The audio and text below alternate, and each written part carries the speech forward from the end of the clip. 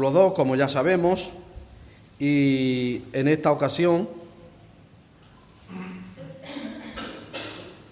vamos a seguir con el estudio de Marcos. Como hemos dicho, y vamos por Marcos, capítulo 2, versículo 13. Tendremos dos epígrafes o dos párrafos, en el cual tienen por título Leví el publicano y sobre el ayuno. Tomando lectura, nos dice el versículo 13, y salió nuevamente junto al mar, y toda la multitud acudía a él, y les enseñaba. Y pasando, vio a Leví, el de Alfeo, sentado en el lugar de los tributos, y le decía: sígueme. Y levantándose, lo siguió. Y sucedió que estando reclinado a la mesa en su casa, muchos publicanos y pecadores estaban reclinados a la mesa con Jesús y sus discípulos, pues eran muchos los que le seguían. Los escribas, los fariseos, viendo que comía con los pecadores y publicanos, decían a sus discípulos: ¿con publicanos y pecadores come? Al oír Jesús le dice: los sanos no tienen necesidad de médico, sino los enfermos. No vine a llamar justos, sino a pecadores. Versículo 18, segundo epígrafe, sobre el ayuno. Y los discípulos de Juan y los fariseos, estando de ayuno, van y le preguntan: ¿por qué los discípulos de Juan y los discípulos de los fariseos ayunan y tus discípulos no ayunan?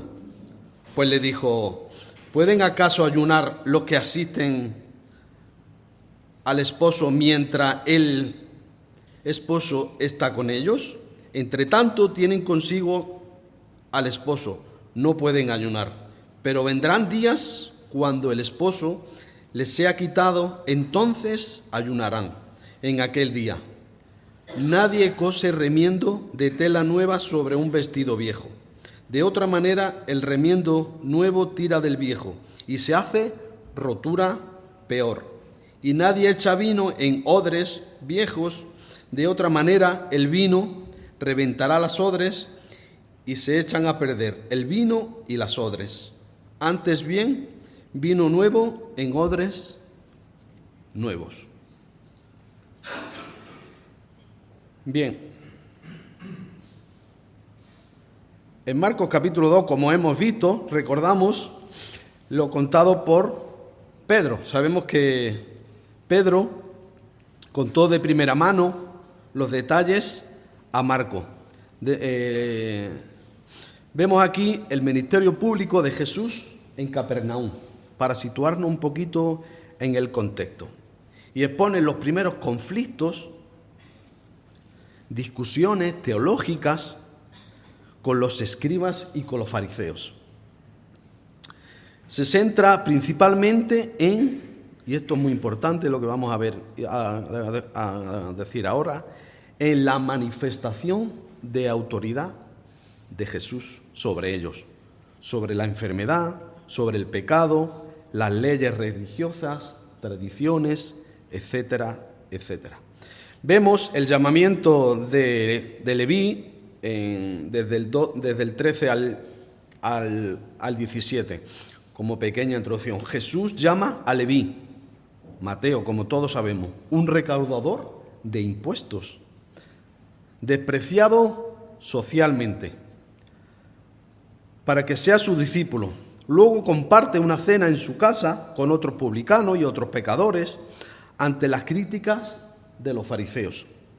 Jesús pronuncia una de las frases célebres: los sanos no tienen necesidad de médico, sino los enfermos. No he venido a llamar a justos, sino a pecadores. El versículo 13, vamos a seguir como estamos acostumbrados, ir versículo por versículo y comentándolo. Nos dice el versículo 13: después volvió a salir al mar y toda la gente venía a él y les enseñaba.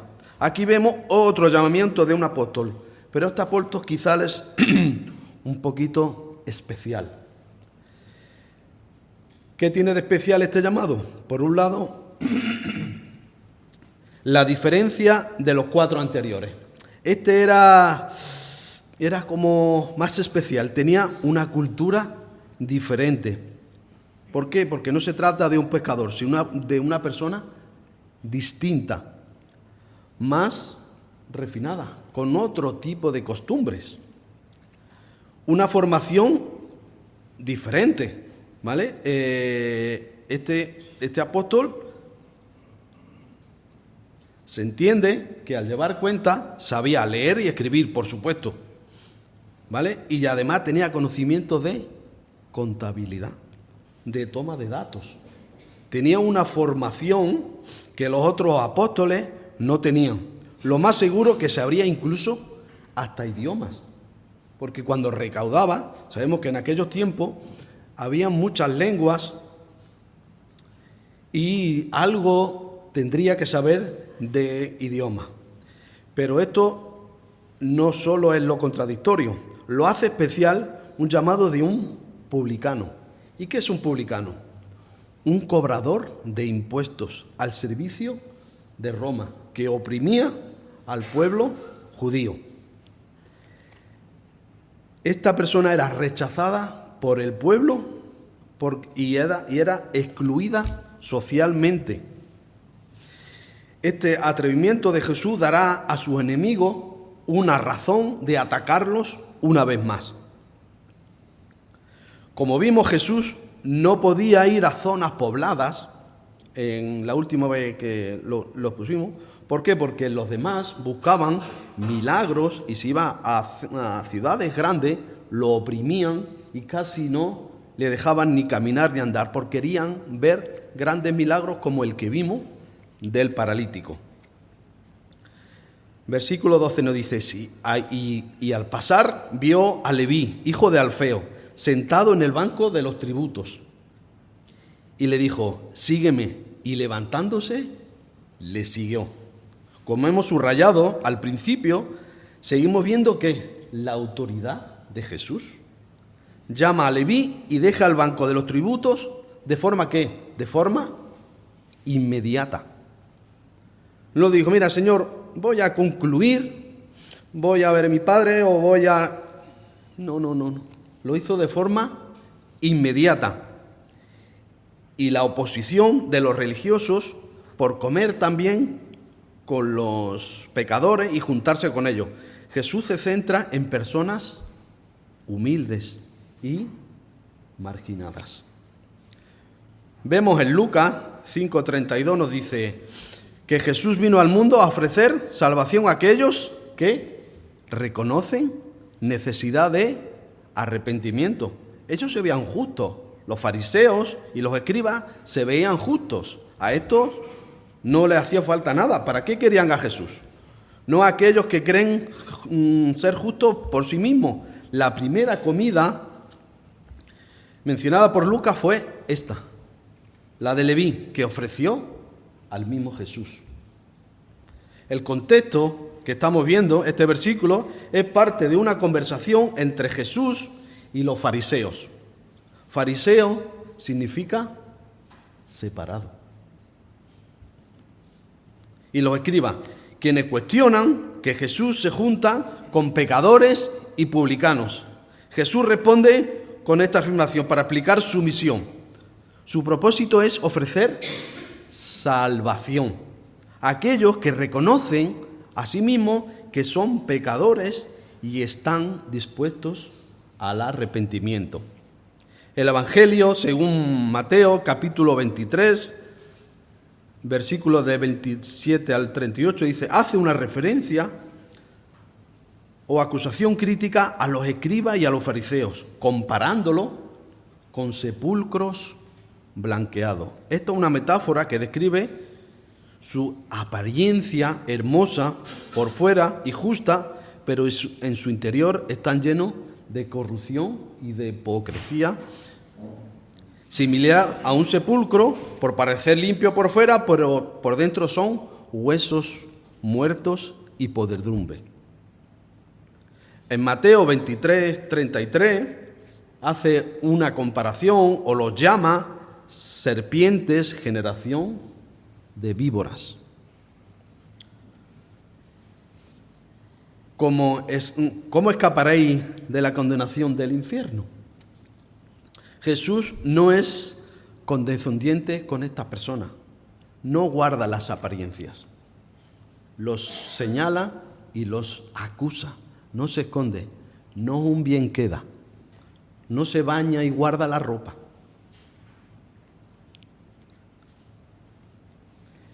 Leví también es llamado Mateo, probablemente por su origen tribal. Tribal viene de tribu. Si se llamaba Leví, es casi obvio que no era de la tribu de Judá, era de la tribu de Leví. Tenía una situación delicada. Era un cobrador de impuestos del Imperio Romano. Colaboraba con el imperio opresor que oprimía a los judíos, llevando incluso a algunos a la ruina. ¿Por qué? Porque a lo mejor tenían campos de trigo, ese año la cosa no venía bien y pagar tenían que pagar. Le fuera bien o le fuera mal, pero tenían que pagar. Leví estaría en un sitio protegido, o físicamente o incluso con guardias, porque donde hay dinero tiene que haber protección. Después volvió a salir al mar, probablemente por la cercanía al mar, recaudaba cierta pesca con los tributos. Se dice que Jesús estaba en ese momento rodeando el mar. Entonces, es posible en una forma de pago de especias, porque no solo pagaban en dinero, pagaban en cereales, trigo, aceite y también podía hacer en pescado. Los romanos eran muy listos, no eran tontos, eran personas que conocían, ponían al frente a personas que conocían que la cultura y lo que se guisaba en esas costumbres. La costumbre, entonces, en el caso de los pescadores, posiblemente por la cercanía del embarcadero, donde descargaban y se hacían las transacciones, allí habría un puesto de recaudación. A nadie le gusta pagar, a nadie, pero es necesario que paguemos nuestros impuestos. Donde se hacía la distribución de la tierra en las 12 tribus de Israel se detalla en el libro de Josué. Después de la conquista de Canaán, las tribus recibieron su porción a través de un sistema de sorteo. Y los levitas no tuvieron territorios, sino ciudades y tierras circundantes. En Josué 8:14 leemos: solo a la tribu de Leví no se le asignó heredad. No se le asignó heredad. Pues el Señor Dios, Israel, había de ser su heredad tal y como Él se lo había dicho. Los levitas se encargaban del templo. Eran los encargados del templo. Hijo de Alfeo, lo más probable que fuera por su padre, por distinguirlo de alguna manera. Aquí socialmente se pregunta: ¿tú de quién eres? Y se conoce a las familias por Elías, por fulano, por setal, y se conocían principalmente por los padres. Vemos en otro apartado, en Marcos 13:18, también se menciona a Jacobo, hijo de Alfeo. Probablemente era su hermano. Jesús no mira nuestro currículum o tu pasado, no le importa, solo le importa tu corazón. Si tienes arrepentimiento verdadero, Jesús te perdona, hayas hecho lo que hayas hecho. No mira más allá. Si has hecho algo aquí en esta tierra, la ley del hombre te juzgará, pero Dios te perdona. Hayas hecho lo que hayas hecho, da igual. Él te perdona si tienes arrepentimiento sincero. Leví dejó el puesto de cobrador inmediatamente y sigue a Jesús. Probablemente ya habría escuchado o incluso habría hablado con él. Esta situación describe o hace pensar un trasfondo antes. ¿Y por qué Marcos no lo cita?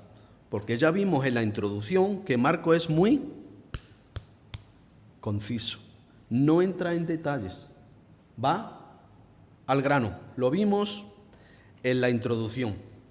Versículo 15 dice: aconteció que estando Jesús a la mesa de él, muchos publicanos, pecadores, estaban también a la mesa juntamente con Jesús y sus discípulos, porque había muchos que la habían seguido. ¿Veis? Jesús está a la mesa con Leví, marginado, muchos publicanos y otros recaudadores de impuestos. ¿Y sabéis qué? Gente como yo, pecadora. Jesús y sus discípulos a esto vino, a salvar a pecadores, no a justos. Los fariseos y los escribas no reciben, no tendrían que ser sus médicos espirituales, sus consejeros, pero no querían ni acercarse a ellos. Ellos iban a comer con ellos. Hombre, me voy a contaminar yo con ellos, con estos pecadores. Nunca entrarían en la casa de un pecador, por favor. Jesús, con estos comportamientos tan cercanos, le quitaba el protagonismo a ellos. Romanos 3:23 dice: por cuanto todos, y cuando dice todos, pecaron y no alcanzan la gloria de Dios, siendo justificados gratuitamente por su gracia, por medio de la redención que es en Cristo Jesús.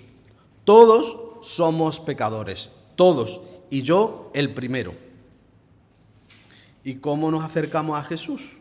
¿Cuál es el Evangelio? Lo primero que tienes que hacer es reconocer que eres pecador. Eso es lo primero. Y segundo, pedir perdón. Primera de Juan 1:9. Si confesamos nuestro pecado, Él es fiel y justo para perdonarnos los pecados y para limpiarnos de toda maldad. Si decimos que no hemos pecado, le hacemos a Él mentiroso. Y su palabra no está en nosotros.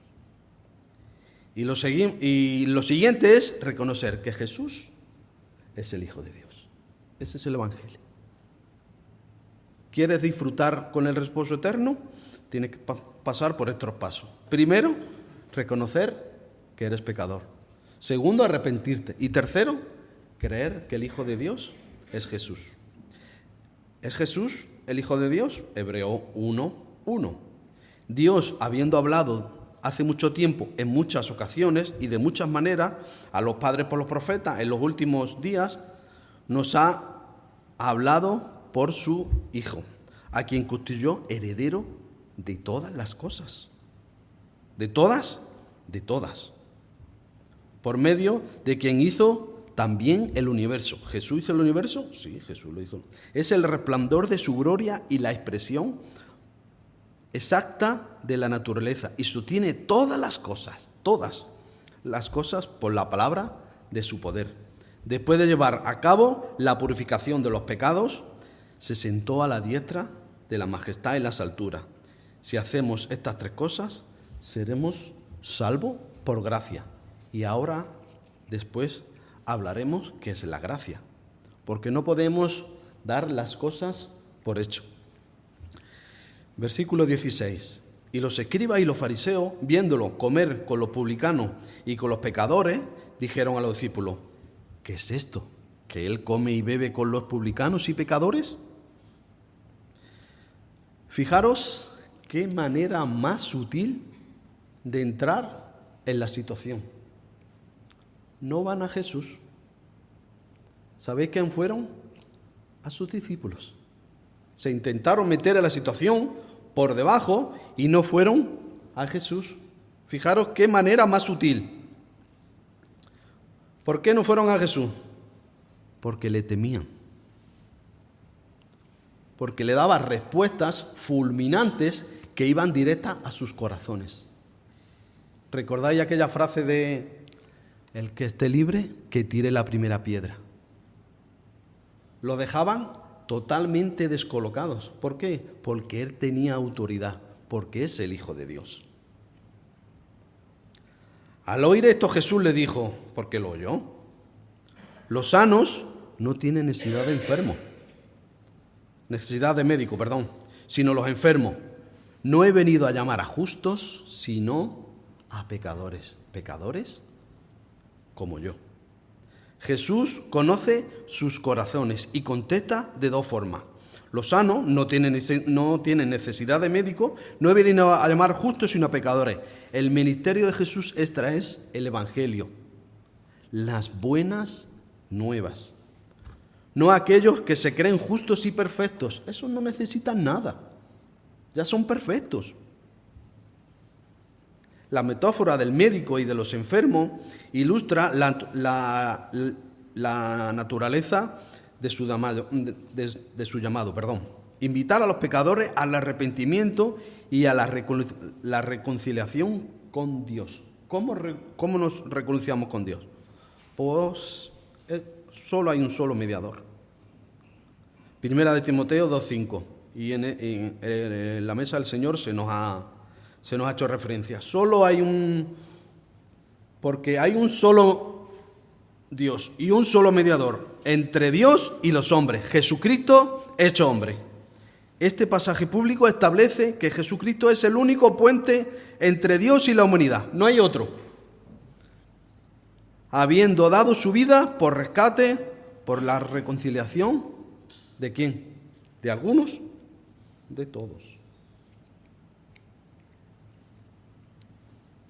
Los escribas tenían que ser los médicos de los enfermos, pero no querían ni siquiera acercarse a ellos.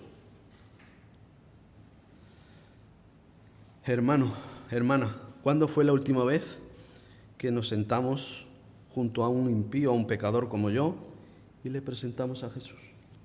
¿Cuándo fue la última vez? Se nos recordaba la semana que viene que eso es lo mejor que tenemos. Mejor que nuestra casa, mejor que la cartilla, mejor que el coche, mejor que la posición. Es lo mejor que tenemos. No podemos confiar en las obras, en este mundo. Nuestro reposo eterno no va a venir ningún vecino a echarnos agua. Porque Dios es perfecto. Y su reposo será eterno. Nada ni nadie nos separará del amor de Dios. Vamos a pasar al segundo párrafo, donde tiene por título Pregunta sobre el ayuno. Esto lo vemos en Marcos desde el 18 al 22. Jesús responde a una pregunta: ¿por qué sus discípulos no ayunan como lo hacen los discípulos de Juan? Y ahora hablaremos de quiénes son estos discípulos y los fariseos. Jesús explica que mientras él, el novio, Jesús, está presente, no es tiempo de ayuno, sino de celebración.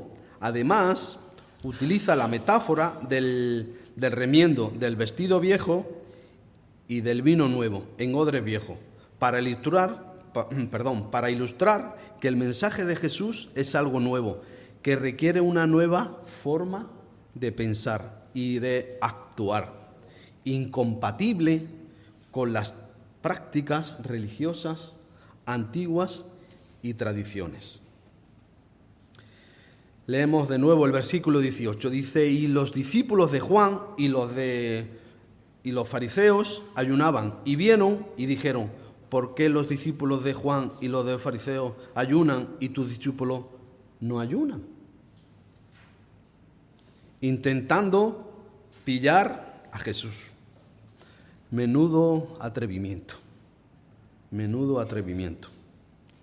Aunque vimos cuando empezamos el Evangelio de Marcos que Juan el Bautista anuncia a Jesús: el que viene después de mí, más poderoso que yo, ni siquiera soy digno de desatar agachado la correa de sus sandalias. Yo lo bautizo con agua, pero él va a bautizar con el Espíritu Santo. Había ciertos discípulos que en vez de seguir a Jesús, seguían ¿a quién? A Juan el Bautista. ¿Pero qué hacen estos? Siguiendo a Juan el Bautista. Y no siguen a Jesús. Fijaros con quién estaban. Junto con los fariseos. ¿Por qué los discípulos de Juan y los de los fariseos ayunan y tus discípulos no ayunan? De nuevo, Jesús con su autoridad. Y conocían ¿qué? Sus corazones. Y les responde con una metáfora y comparaciones que entienden, haciéndoles reflexionar y pensar. Yendo por parte, el ayuno es una práctica espiritual, sí, que implica una abstención, o sea, no comer voluntariamente alimentos. ¿Para qué? Para buscar a Dios y fortalecer la relación con Él. No es solo la falta de comida, sino es una herramienta para humillarse ante Dios, buscar su voluntad, recibir su guía, fortaleza espiritual, humillación ante Dios. El ayuno puede ser de una forma de mostrar humildad y arrepentimiento ante Dios, reconociendo su propia dependencia de Él. Búsqueda a Dios, fortaleza. El objetivo es hacerse a Él y recibir su guía y bendiciones. Esto es el ayuno. Versículo 19. Jesús le dijo, ¿acaso pueden los que están de bodas ayunar mientras con ellos el esposo? Entre tanto que tienen consigo al esposo, no pueden ayunar, no deben.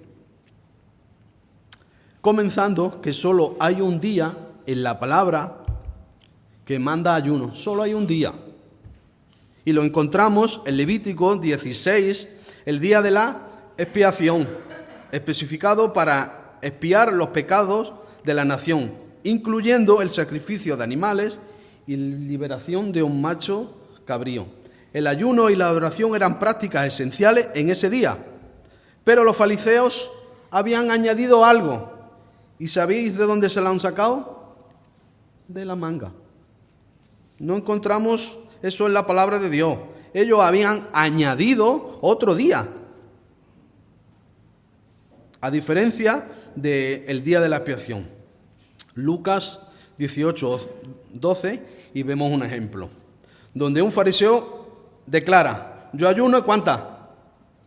2 veces por semana. Un día se lo habían sacado de la manga. Doy la 10ª parte de todo mis entradas. Mateo 6. Vemos que las escrituras son rechazadas porque pierden su sentido al querer presumir de espiritual y perder su sustancia. Mejor es vivir de una forma sencilla, agradando a Dios y no a los hombres. Mateo 5:1 dice, guardaos de hacer vuestra justicia delante de los hombres, por ser vistos de ellos. De otra manera, no tendrán recompensa vuestro Padre que está en los cielos. Escaparate. Jesús explica que mientras Él, el novio Jesús, está presente, no es tiempo de ayuno, no lo es, sino de celebración, todo lo contrario. La imagen de Dios es como, de Jesús, es como un esposo y la iglesia como su novia. Se encuentra principalmente en Efesios, como todos sabéis. Efesios 5, del 22 al 33. En este pasaje, Pablo compara el amor de Cristo por la iglesia con el amor de un esposo a su esposa, describiendo una relación de entrega, cuidado y de unidad. Entonces, más que ayuno, tendrían que estar de banquete. El Cordero había venido. Era tiempo de celebración. El Señor Jesús además aprovecha este tipo de situaciones para anunciar y adelantar acontecimientos futuros que la mayoría ni se entera. Apocalipsis 19:7. Regocijaos y alegraos y démosle a Él la gloria, porque la boda del Cordero han llegado y su esposa se ha preparado. Es tiempo de banquete, no de ayuno. Versículo 20. Y vendrán días cuando el esposo será quitado, y entonces en aquellos días ayunarán. Ahora sí.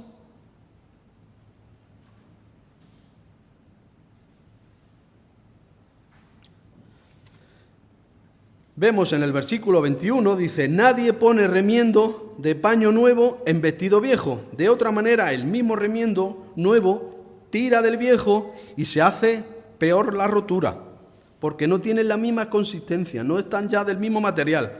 Esto es una parábola que Jesús utiliza para ilustrar que las nuevas enseñanzas y la nueva gracia de Dios no puede ser acondicionada a estructuras religiosas, tradiciones viejas y rígidas. No puede. Jesús está hablando con sus discípulos sobre el ayuno. Los fariseos critican a Jesús y a sus discípulos porque no ayunan. Con ellos lo hacen. Jesús responde con esta parábola. Y con otro, igual que el vino. El vino, cuando se le echa en las odres, en el pellejo, fermenta y estira el vino. Si volvemos a sacar ese vino y volvemos a echar otro vino, vuelve a fermentar y ya no resiste más. Revienta. No se puede echar vino nuevo en odres viejos, porque fermenta y revienta. La parábola del paño nuevo y del vestido viejo enfatiza que el esfuerzo por el remiendo de viejo con lo nuevo solo resulta un daño mayor. La tela nueva, al encogerse, tira de la vieja, agrandando el agujero. De manera similar, con la nueva enseñanza de Jesús, no pueden simplemente ser añadidas. Es algo nuevo. Estas prácticas religiosas pasaron. Solo causarían confusión y problemas. Versículo 22. Y nadie echa vino nuevo en odres, como hemos visto, de viejos. De otra manera, el vino nuevo rompe las odres y el vino se derrama y se pierde. El vino y las odres, el pellejo. En este versículo, como hemos visto, utiliza la metáfora de la necesidad de un enfoque espiritual nuevo, comprobando el vino nuevo como algo fresco, algo nuevo. Y los odres viejos son estructuras o tradiciones que no pueden contener lo nuevo. No pueden. El vino nuevo representa el nuevo pacto. O el espíritu del reino de Dios, que no puede ser contenido en formas rígidas de una ley antigua. Por tanto, el vino nuevo debe de guardarse en odres nuevos. Simboliza la necesidad de renovación, adaptación, para recibir lo nuevo. ¿A quién? A Cristo. Y hemos hablado de gracia y hemos hablado de ley. ¿Qué es la gracia? ¿Qué es la ley? Porque no podemos dar por sabidas las cosas. Como una hermana nos dijo alguna vez, nosotros decimos mucho Juan 3:16, pero ¿qué es Juan 3:16? Pues tenemos que explicarlo. ¿Qué es la ley? ¿Qué es la gracia? La ley son los mandamientos que Dios dio al pueblo en Israel, en el Antiguo Testamento. Esa es la ley. ¿Qué ley le dio? Primero, los 10 mandamientos. Y luego se añadió, ¿cuántas? 603. Eso está en el Pentateuco. El Pentateuco son los 5 primeros libros de la Biblia. Génesis, Éxodo, Levítico, Número, Deuteronomio. Era obligatorio cumplir la ley. Ellos, los del Antiguo Testamento. Cuando se transgredía la ley, se tenía que hacer sacrificio sagrado, un cordero para obtener, ¿qué? El perdón de Dios. Y esto se hacía, ¿dónde? En el tabernáculo. ¿Y qué es el tabernáculo? Es el templo portátil que usaba Israel, que tenía 2 espacios. El lugar santo y el lugar santísimo, separado por una cortina. Y ahí se hacían los sacrificios, porque no eran capaces de cumplir la ley. Solo uno cumplió la ley, Jesús, solo. Y cada vez que incumplían la ley, tenían que hacer sacrificios por los sacerdotes. Esa es la ley. Los israelitas se regían por la ley que le dio Dios en el Antiguo Testamento. ¿Y qué es la gracia? La gracia es el don inmerecido de Dios. No lo merecíamos, no, el primero yo, pero aún así Dios nos lo dio. La gracia vino a nosotros por medio de Jesucristo. Por eso, ¿estamos obligados a cumplir la ley como el Antiguo Testamento? No. Por eso hay un Antiguo Testamento y un Nuevo Testamento. Ellos vivían bajo la gracia y nosotros ellos vivían bajo la ley y nosotros vivimos sobre la gracia. Todos nosotros vivimos bajo la gracia y ya necesitamos el sumo sacerdote. Nuestro sumo sacerdote es Jesús. Él es nuestro Cordero. Él fue inmolado en la cruz para reconciliar a Dios. Y podríamos concluir de la siguiente manera. El Mesías no ha venido a poner parches, no, a un sistema judaico antiguo. Ahora tenemos un nuevo pueblo, compuesto por los redimidos de todas las naciones. Él vino,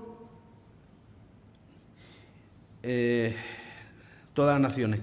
Y al amanecer, tenemos un nuevo amanecer de un nuevo día de salvación ha llegado, trayendo consigo una tela nueva, un vino nuevo. No tiene la intención de remendar un vestido agujereado del viejo judaísmo, ni de llenar los viejos odres de la ley con vino nuevo, no.